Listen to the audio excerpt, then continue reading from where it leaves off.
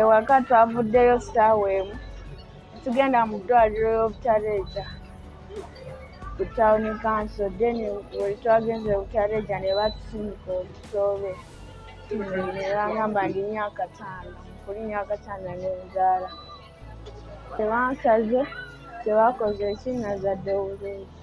At 16, we would have expected that her pelvis and those organs have not formed well enough.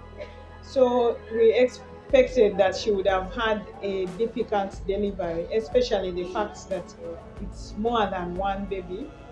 But now that she has delivered normally, we expect that the main issue is going to be about how to look after these babies.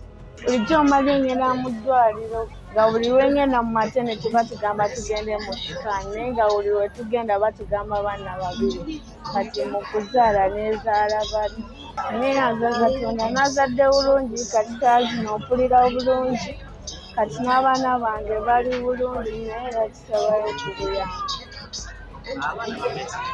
Nazadde abaana bana bonna bawala. For now the babies are stable.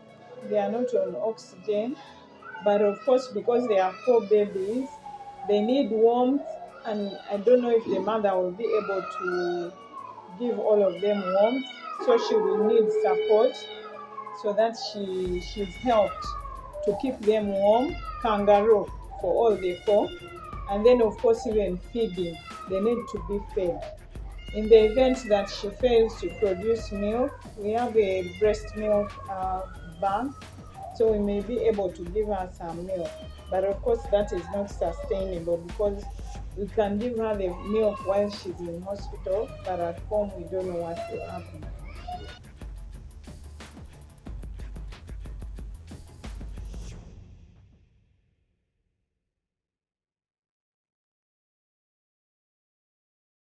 Download the app on App Store or Google Play Store now.